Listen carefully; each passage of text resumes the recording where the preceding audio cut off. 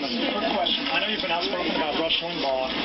In light of Bill Maher's comments that Sarah Palin is a, quote, and a dumb are you going to call on the Obama super PAC to return the $1 million they got from Bill Maher? And if not, why not?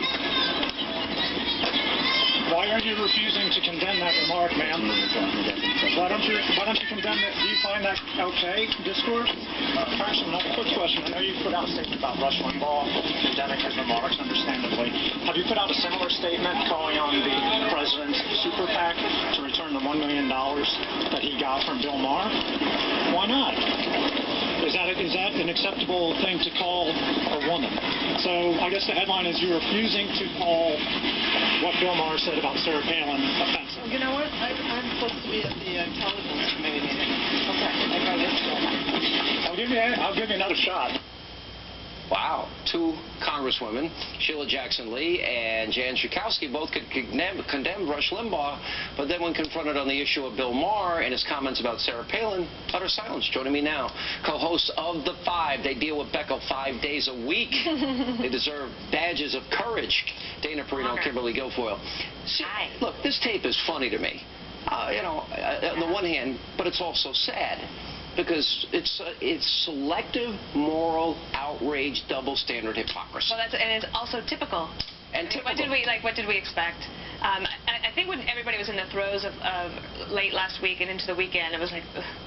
And then you don't feel good necessarily about yourself. And then on Monday you think, well, wait a second, why is that? Why is it okay to call Sarah Palin or other conservative women like Michelle Malkin's blog today? I mean, unbelievable the things that Michelle Malkin has been called. And I admire how they just stand and take it and they keep speaking their mind while others who you would think would speak up for them decide to duck. This is the thing. We're not talking about, a slip, an apology, I'm sorry.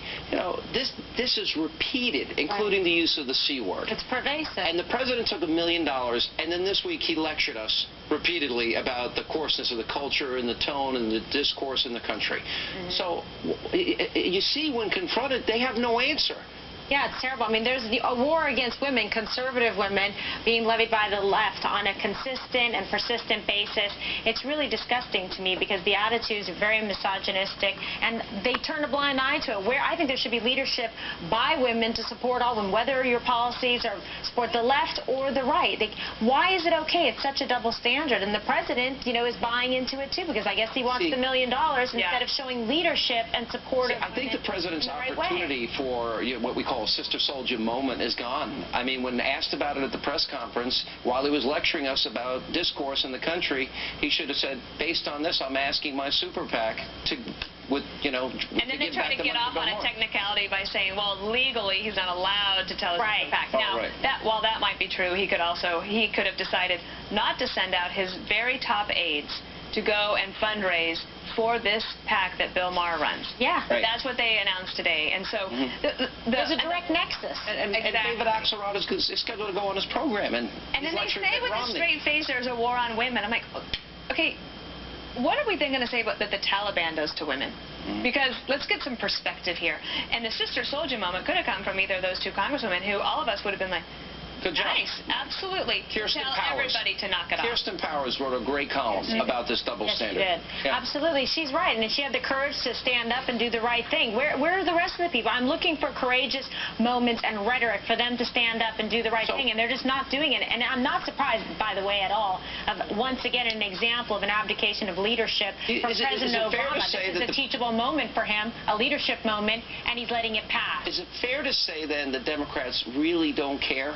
I mean, in other words, if they cared about this issue, then they would speak out, return the money, they would condemn Bill Maher, they would, there would be equal treatment. Is it fair to conclude this is all political posturing on their part? Because I think it is. I think it is, and I also think that it's hypocritical. I mean, they're just, replete with hypocrisy when you see across, in terms of their policies, the way they act, and when they're very willing to turn a blind eye to something like this instead of standing up and doing the right thing. I mean, it's a very obvious. What they care about mostly is winning re-elections. True. And earlier this week, there was a story in Politico that President Obama's senior campaign aides told both the House and the Senate Democratic leadership, we are not going to be giving you or able to give you money for your re-election campaigns. You're on your own. So they're on their own. So in a way, I mean, I can understand both of those congresswomen deciding not to get involved or decide not to comment. They both condemn Rush. They both went on record. If they had any sense of consistency, especially, I mean, that word is just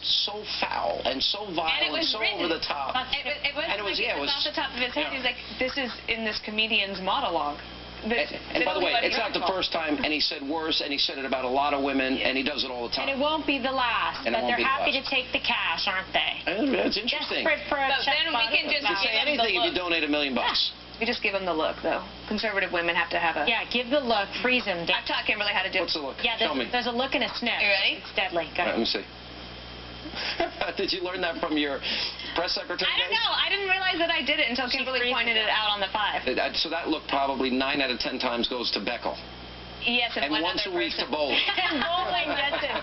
My TV husband got it twice this week. Well, it is the cable breakout hit in the last year of the 5. I love the show, and great. you guys. Thank you, Sean. You're very supportive of the program. We It's awesome. You guys when are you never coming invited on? You never invited me. Okay, here's your invitation. Anytime, we'll take you. I will come. I'd love to. Come on down. I don't know if I could. Can you imagine? I'll be surrounded